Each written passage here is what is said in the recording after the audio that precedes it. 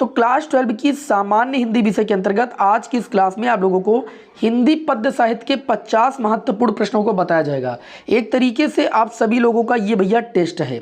आप सभी लोगों को क्लास में अंत तक बने रहना है, अपने आप को चेक करना है कि आपका स्कोर कितना जा रहा है, ठीक है, क्योंकि एग्जाम बहुत ज़्यादा करीब है। तो जो विद्यार्थी चैनल बनाए हैं वो चैनल को जरूर सब्सक्राइब करें, क्योंकि डेली आप लोगों को हम हिंदी का मॉडल पेपर भी सॉल्व करा रहे हैं जो आपके एग्जाम के लिए बहुत ज़्यादा इंपॉर्टेंट है, ठीक है। तो चलिए यहाँ पर देखते हैं पहला प्रश्न यहाँ पर आप देख सकते हैं, निम्नलिखित में से छायावाद के कवि हैं। अभी सुबह मॉर्निंग में आप लोगों को हिंदी का हमने मॉडल पेपर सॉल्व कराया है, उसमें ये प्रश्न था, आप देख सकते हो 2023 का ही है, प्रीवियस ईयर का क्वेश्चन है। ये तो सभी को आना ही चाहिए और बहुत सही, आप सभी लोग सही जवाब दे रहे हैं। मुकुटधर पांडे, ये आपकी इस क्वेश्चन का राइट आंसर हो जाएगा। दूसरा क्वेश्चन, निम्नलिखित में से कौन सा कवि छायावाद युग का नहीं है? सूर्यकांत त्रिपाठी निराला, जयशंकर प्रसाद वर्मा और अज्ञे। देखिए मैंने आपको बता रखा है कि निराला, प्रसाद, वर्मा ये सब छायावाद युग के कवि हैं, ठीक। अज्ञे जी जो हैं वो छायावाद युग के कवि नहीं। ये आपके इस क्वेश्चन का भैया राइट आंसर हो जाएगा। चलिए बढ़ते हैं तीसरे क्वेश्चन की ओर। ये तो बहुत पॉपुलर क्वेश्चन है, रश्मरथी किस कोट की रचना है? सुबह के मॉडल पेपर में मैंने इस क्वेश्चन को भी सॉल्व कराया है। ये क्या है? खंड काव्य है। आपके हिंदी के पेपर में भी लिखा रहता है कि ये आपका खंड काव्य है। आगे बढ़ते हैं क्वेश्चन नंबर 4 की ओर। बादल को घिरते देखा है, ये रचना किसकी है? बस जल्दी जल्दी आप लोग कमेंट कीजिए, ये बादल को घिरते देखा है ये रचना किसकी है? तो बहुत सही जवाब दे रहे हैं आप लोग, नागार्जुन। ये रचना किसकी भाई? नागार्जुन की रचना है। आगे बढ़ते हैं, यहाँ पर प्री प्रयास लिखा है, प्री प्रवास होता है, इसके रचयिता कौन है बताइए? Option number 1 Maithili Sharan Gupt, CR. Ram Sharan Gupt, Ayodhya Singh Upadhyay Hariaudh, Jaishankar Prasad. बताइए प्री प्रवास के रचयिता कौन है? ये तो बहुत पॉपुलर रचना है, मैंने आपको कई बार बताया है, अयोध्या सिंह उपाध्याय हरिऔध। ये आपके इस क्वेश्चन का राइट आंसर है। बढ़ते हैं आज की क्लास के अगले क्वेश्चन, क्वेश्चन नंबर 6 की ओर। देखिए यहाँ पर क्लास में बिल्कुल भी समय किसी प्रकार का लॉस नहीं किया जाता है, इसलिए क्लास में अंत तक जरूर बने रहें, बहुत ज्यादा कुछ सीखने को आपको मिलेगा। बिहारी की रचनाओं का छंद कौन सा भैया? सवैया, चौपाई, दोहा, कुंडलियां। बहुत ही इंपॉर्टेंट क्वेश्चन, बिहारी की रचनाओं का छंद, जल्दी जल्दी जवाब कीजिए भाई। दोहा। ये आपके इस क्वेश्चन की क्या हो जाएगा? राइट आंसर हो जाएगा। बढ़ते हैं आज क्लास के 7वें क्वेश्चन की ओर। छायावाद स्थूल के प्रति सूक्ष्म का विद्रोह है, यह कथन भैया किसका है? छायावाद स्थूल के प्रति सूक्ष्म का विद्रोह है, यह कथन किसका है? डॉक्टर हजारी प्रसाद द्विवेदी, गुलाब राय का, डॉक्टर धीरेन्द्र वर्मा का, डॉक्टर नगेंद्र का। तो आप लोगों ने सही जवाब दिया डॉक्टर नगेंद्र का, ठीक है। जिन लोगों का जवाब गलत है भाई वो थोड़ा सा ध्यान देते रहे, ठीक है, इन क्वेश्चनों पर, क्योंकि ये क्वेश्चन अगर रिपीट हो रहे हैं तब गलत नहीं होना चाहिए एग्जाम में। छायावाद की प्रमुख विशेषता है प्रकृति का उद्दीपन रूप में वर्णन, सौंदर्य एवं प्रेम, इतवृत्तात्मकता, श्रृंगारिक भावना का पूर्णता अभाव। चलिए भाई जल्दी जल्दी कमेंट कीजिए, छायावाद की प्रमुख विशेषता, बहुत सही, सौंदर्य एवं प्रेम। ये आपके इस क्वेश्चन का राइट आंसर हो जाएगा, सौंदर्य एवं प्रेम। आगे बढ़ते हैं, हिंदी का प्रथम महाकाव्य माना जाता है, हिंदी का प्रथम महाकाव्य माना जाता है पद्मावत, रामचरितमानस, साकेत, पृथ्वीराज रासो। सभी लोगों को पता है हिंदी का प्रथम महाकाव्य पृथ्वीराज रासो, जो कि चंद्र बरदाई द्वारा रचित है, ठीक है, चंद्र बरदाई द्वारा रचित महाकाव्य है आपका पृथ्वीराज रासो, जो कि हिंदी का प्रथम महाकाव्य माना जाता है। और आगे पद्मावत, बताइए पद्मावत के रचयिता कौन है? मलिक मोहम्मद जैसी, रामचरितमानस तुलसीदास, रामचरितमानस तुलसीदास। साकेत किसकी? ये तो सभी को आता है, मैथिली शरण गुप्त भाई। आगे बढ़ते हैं, देखिए रिवीजन के लिए मैं आपको हर एक चीज यहाँ पर बताने की कोशिश कर रहा हूँ, तो सभी लोगों का अच्छे से रिवीजन हो, इसीलिए यहाँ पर आपकी क्लास ली जा रही है। यहाँ पर आगे बढ़ते हैं, मैथिली शरण गुप्त की काव्यकृत है, बताइए भाई मैथिली शरण गुप्त की काव्यकृत है कौन सी है भाई? त्रिपिटका। यहाँ पर ये आपके इस क्वेश्चन का राइट आंसर हो जाएगा। अच्छा ये बताइए ये किसकी रचना है? बताइए भाई। प्रेमाबू प्रवाह, ये किसकी रचना है भाई? ये है अयोध्या सिंह उपाध्याय, ठीक है, अयोध्या सिंह हरिऔध की रचना है भाई। लहर किसकी रचना है? प्रसाद जी की, जयशंकर प्रसाद। ग्राम्या किसकी रचना है? सभी लोगों को पता होना चाहिए, सुमित्रा नंदन पंत की रचना है, ठीक है। आगे बढ़ते हैं अगले क्वेश्चन, नई कविता युग की रचना, नई कविता युग की कौन सी इसमें भैया रचना है? बताइए। यामा तो सभी लोगों को पता है, महादेवी वर्मा की है, ठीक है। खुशबू की शिलालेख भवानी प्रसाद मिश्र की है। प्रलय सर्जन किसकी है? शिवमंगल सुमन की है, ठीक है, प्रलय सर्जन की किसकी है? शिवमंगल सुमन की है भाई। यहाँ पर जो पुरुरवा रचना है ये नई कविता युग की रचना है, ठीक है, ये आपके इस क्वेश्चन का राइट आंसर हो जाएगा। बढ़ते हैं अगले क्वेश्चन, क्वेश्चन नंबर 12 की ओर। देखिए जो विद्यार्थी क्लास में जुड़ रहे हैं, क्लास में जुड़े रहें, वीडियो को जरूर लाइक कर दें। आप सभी लोग के लिए इतनी ज़्यादा मेहनत की जा रही है कि आप लोग वीडियो को भी नहीं लाइक कर सकते हैं, तो लाइक कर दीजिए और दोस्तों में ज़्यादा से ज़्यादा शेयर कीजिए। बढ़ते हैं आज की क्लास के अगले क्वेश्चन, क्वेश्चन नंबर 12 की ओर। भारतेंदु हरिश्चंद्र द्वारा प्रकाशित पत्रिका भैया, भारतेंदु हरिश्चंद्र द्वारा प्रकाशित पत्रिका, बहुत ही पॉपुलर क्वेश्चन, काव्य वचन सुधा, कौन सी है भाई? काव्य वचन सुधा। अब यहाँ पर देखिए और भी पत्रिकाएं दी गई, सरस्वती महावीर प्रसाद द्विवेदी द्वारा है, ठीक है, संपादित। कल्पना किसकी है? आयेंद्र शर्मा। कल्पना किसने प्रकाशित किया है? आयेंद्र शर्मा ने। और ज्ञानोदय, बहुत ज्ञानोदय, देखिए ज्ञानोदय को याद रखना, कन्हैयालाल मिश्र प्रभाकर, ठीक है, कन्हैयालाल मिश्र प्रभाकर के संपादक हैं ज्ञानोदय पत्रिका के। सुमित्रा नंदन पंत सुकुमार कवि हैं, प्रकृति के, श्रृंगार के, ज्ञान के, भक्ति के। बहुत ही अच्छे तरीके से आपको आता होगा ये प्रश्न। प्रकृति के सुमित्रा नंदन पंत सुकुमार कवि कहे जाते हैं, प्रकृति के, ठीक है। बढ़ते हैं अगले क्वेश्चन नंबर 14 की ओर भाई। राम की शक्ति पूजा कविता के रचयिता हैं। राम की शक्ति पूजा कविता के रचयिता कौन है? जयशंकर प्रसाद, मैथिली शरण गुप्त, सूर्यकांत त्रिपाठी निराला, अज्ञे। जल्दी जल्दी बताइए इस क्वेश्चन का, कमेंट में आंसर बताइए भाई। राम की शक्ति पूजा सूर्यकांत त्रिपाठी निराला, कौन है भाई? सूर्यकांत त्रिपाठी निराला, ये आपके इस क्वेश्चन का राइट आंसर हो जाएगा। क्वेश्चन नंबर 15 की ओर बढ़ते हैं। विनय पत्रिका किस काल की रचना है? विनय पत्रिका किस काल की रचना? देखिए विनय पत्रिका गोस्वामी तुलसीदास द्वारा मतलब जो है रचित है। और ये जो है किस भाषा में है, कभी कभी पूछा जाता है, तो ब्रज भाषा में है। कौन है भाई? ब्रज भाषा में है। और ये किस काल की है? तो ये भक्ति काल की है। किस काल की है? भक्ति काल की। याद रखिएगा विनय पत्रिका के संपादक कौन? गोस्वामी तुलसीदास, ठीक है, रचयिता। और ये ब्रज भाषा में लिखी गई है। और अगर हम बात करें यहाँ पर ये किस काल की है, तो ये भक्ति काल की है। तीनों बातें याद रखना, कोई भी क्वेश्चन बन सकता है। अष्टछाप के कवि नहीं हैं। अष्टछाप के कवियों में कौन कौन आता है? सूरदास आते हैं, कुम्भन दास आते हैं, परमानंद दास आते हैं, कृष्णदास आते हैं। तो इसमें है कौन नहीं, ये बताना है आपको। जल्दी जल्दी कमेंट कीजिए। ईश्वर दास नहीं है, ठीक है। चलिए आगे बढ़ते हैं भाई अगले क्वेश्चन की ओर। Question number 17। निम्न में से कौन मैथिली शरण गुप्त की रचना है? निम्न में से कौन मैथिली शरण गुप्त की रचना है भाई? बताइए जल्दी।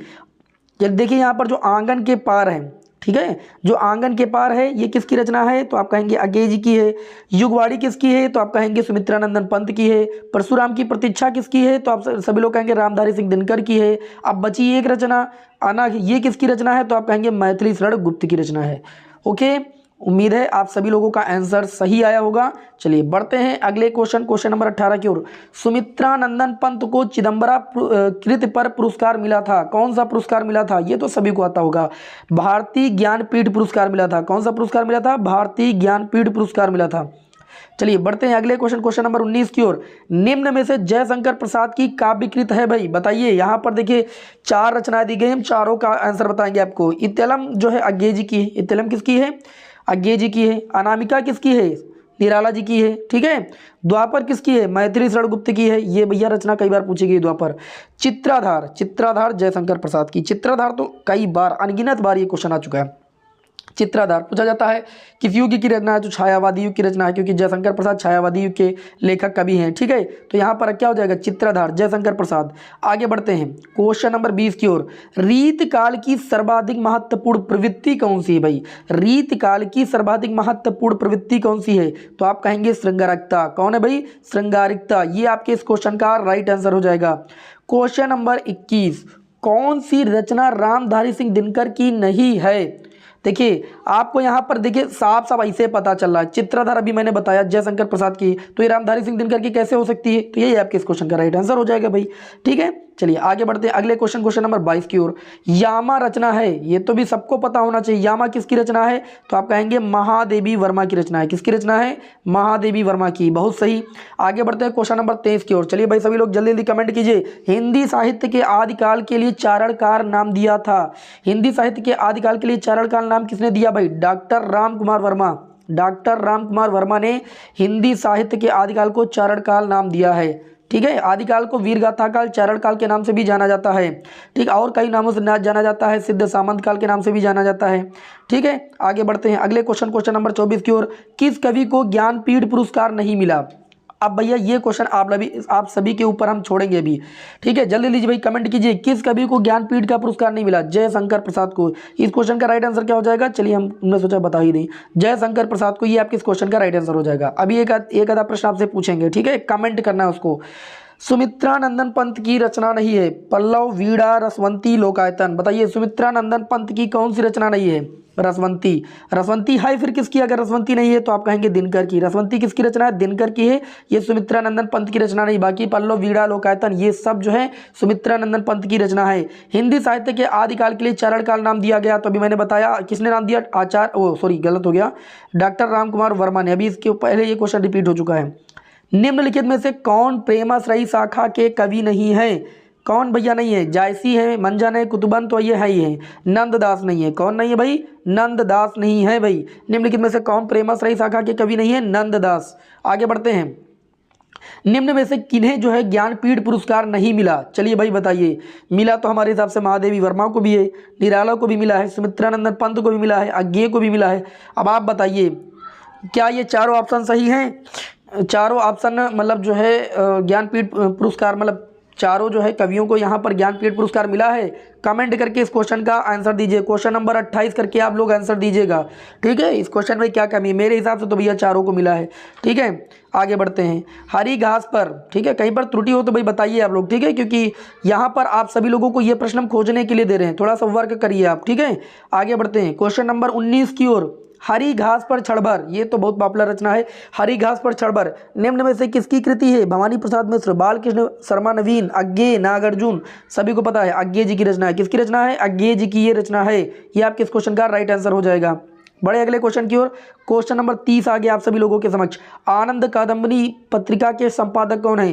तो आनंद कादम्बनी पत्रिका के संपादक बद्री नारायण प्रेमघन चौधरी प्रेमघन है। ठीक है, ये आपके इस क्वेश्चन का राइट आंसर। ये सभी विद्यार्थियों को आता है और इंपॉर्टेंट क्वेश्चन भी है। निम्नलिखित में से प्रयोगवादी कवि अज्ञेय जी है। अभी अब इसके पहले एक बार क्वेश्चन रिपीट हो चुका है। ठीक है, अज्ञेय जो है प्रयोगवादी कवि, उसमें था कि कौन छायावादी कवि नहीं है, तो अज्ञेय जी नहीं थे, क्योंकि अज्ञेय जी कौन है? प्रयोगवादी कवि हैं। क्योंकि यहाँ पर देखिए जो महादेवी वर्मा है, सुमित्रानंदन पंत हैं, ठीक, महादेवी वर्मा तो छायावादी युग हैं। फिलहाल प्रयोगवादी कवि कौन है? अज्ञेय जी हैं। छायावाद काल का निर्धारण कीजिए भैया। छायावाद काल का निर्धारण देखिए कहीं कहीं पर 1918 से 1936 भी मिलता है। ठीक है, 1918 से 1936 भी सही है, 1919 से 1938 भी सही है। यही आपके इस क्वेश्चन का राइट आंसर होगा। बड़े अगले क्वेश्चन की ओर, क्वेश्चन नंबर 33 की ओर। प्रगतिवाद का मुख्य आधार बताइए भैया। प्रजातंत्र, राष्ट्रीय पुनर्जागरण, साम्यवाद, समाज सुधार। ठीक है, तो प्रगतिवाद का मुख्य आधार क्या है? साम्यवाद। ये आपके इस क्वेश्चन का राइट आंसर। कीर्तलता के रचनाकार कौन है? विद्यापति। कौन है भाई? विद्यापति। ये आपके इस क्वेश्चन का राइट आंसर। बढ़ते हैं अगले क्वेश्चन नंबर भैया 35 की ओर। हरिऔध जी की कृति नहीं है, बताइए भैया कौन सी जो कृति है वो हरिऔध जी की कृति नहीं है? तो सभी लोग विद्यार्थी इसका जवाब दे देंगे भाई चित्राधार। अभी कई बार हो चुका है चित्राधार जयशंकर प्रसाद की ये क्या है? कृति है। ये किसकी नहीं है? हरिऔध जी की नहीं है। आगे बढ़ते हैं। साहित्य लहरी, ये तो सभी को पता है। तुलसीदास, कबीरदास, सूरदास, केशवदास। बताइए जल्दी। साहित्य लहरी के रचयिता कौन है? तो आप कहेंगे सूरदास। कौन है भाई? सात से सूरदास, सात से साहित्य लहरी। ये आपके इस क्वेश्चन का right answer. Question number 37। Hindi साहित्य में किस काल को स्वर्ण युग कहा जाता है? हिंदी साहित्य के किस काल को स्वर्ण युग कहा जाता है? सभी लोगों को पता होना चाहिए। आदिकाल, रीतिकाल, आधुनिक काल, भक्तिकाल। तो इस क्वेश्चन का राइट आंसर बहुत सही जा रहे हैं आप सभी लोग, भक्तिकाल। ये आपके इस क्वेश्चन का राइट आंसर हो जाएगा भाई। चलिए बढ़े अगले क्वेश्चन की ओर। क्वेश्चन नंबर 38 को। इनमें से किस समय सीमा को द्विवेदी युग के नाम से जाना जाता है? ठीक है, द्विवेदी युग को किस सीमा के नाम से जाना था? 1900 से 1922। ये आपके इस क्वेश्चन का राइट आंसर होगा।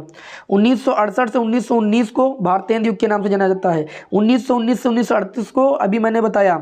ठीक है, यहाँ पर देखिए एक बार हो चुका 1900 से 1938 छायावादी युग के नाम से जाना जाता है। ठीक है, और 1900 से 1922 को द्विवेदी युग के नाम से जाना जाता है। बचा 1938 से 43, इसको जो है प्रगतिवाद प्रयोगवाद युग के नाम से जाना जाता है। बढ़ते हैं। आदिकाल का एक अन्य नाम। अगले क्वेश्चन को बताइए भाई। आदिकाल का एक अन्य नाम। सिद्ध सामंत काल, श्रृंगार काल, स्वर्ण काल, अलंकृत काल। कई बार अभी बताया भी मैंने, इसके पहले क्वेश्चन आया।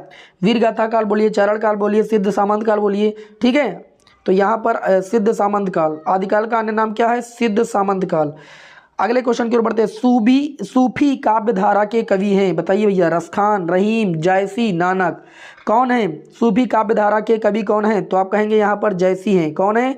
जयसी। ये आपके इस क्वेश्चन का राइट आंसर हो जाएगा। जल्दी जल्दी भाई वीडियो को लाइक कीजिए, आप सभी लोग शेयर कीजिए, ज़्यादा से ज़्यादा विद्यार्थी जुड़े क्लास से, तभी आनंद आएगा भाई। आगे बढ़ते हैं। निम्नलिखित में से राम भक्ति शाखा के कवि नहीं हैं, बताइए भाई। राम भक्ति शाखा के कवि कौन नहीं है?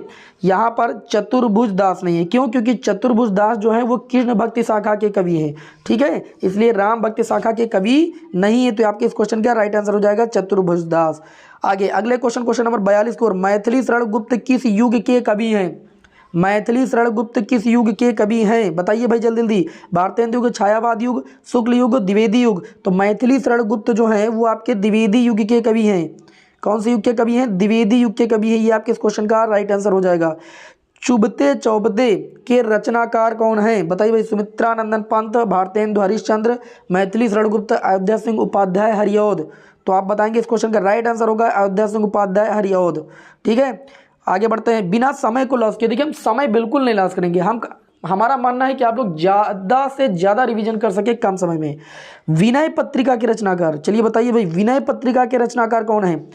देखिए विनय पत्रिका भी मैंने बताया ब्रज भाषा में लिखी गई। तुलसीदास, मैंने ये भी बताया था आपको, तुलसीदास, ठीक है, आपके क्वेश्चन का राइट आंसर। कामायनी किस युग की रचना है भैया? कामायनी किस युग की रचना है? छायावादी। क्यों? क्योंकि जयशंकर प्रसाद द्वारा रची गई, और जयशंकर प्रसाद क्या है? छायावादी युग के कवि हैं, तो छायावादी युग हो जाएगा। आगे बढ़ते हैं। निम्नलिखित में से छायावादोत्तर काल के कवि, बहुत इंपॉर्टेंट क्वेश्चन, सभी लोग जवाब दीजिए भाई। निम्नलिखित में से छायावादोत्तर काल के कवि कौन है? भारतेंदु हरिश्चंद्र, मैथिली शरण गुप्त, राम नरेश त्रिपाठी, शिव मंगल सिंह सुमन। बहुत सही भाई, शिव मंगल सिंह सुमन, ये आपके इस क्वेश्चन का राइट आंसर हो जाएगा। आगे बढ़ते हैं अगले क्वेश्चन की ओर। हिंदी साहित्य में किस काल को श्रृंगार काल के नाम से जाना जाता है? आदिकाल, भक्तिकाल, रीतकाल, आधुनिक काल। हिंदी साहित्य में किस काल को श्रृंगार काल के नाम से जाना जाता है? तो आप कहेंगे रीतकाल। ये आपके इस क्वेश्चन का राइट आंसर हो जाएगा, ठीक है। चलिए भाई आगे बढ़ते हैं। Question number 48। मोहन राकेश रचनाकार हैं। मोहन राकेश रचनाकार हैं भारतेंदु युग के, द्विवेदी युग के, शुक्ल युग के, शुक्लोत्तर युग के। तो इस क्वेश्चन का राइट आंसर होगा शुक्लोत्तर युग के, ठीक है। चलिए बढ़ते हैं अगले क्वेश्चन नंबर 49 की ओर। खुमान रासों के रचयिता हैं। खुमान रासों के रचयिता, बताइए भाई। दलपत विजय, सभी लोगों को आना चाहिए, दलपत विजय। ये आपके इस क्वेश्चन का राइट आंसर हो जाएगा।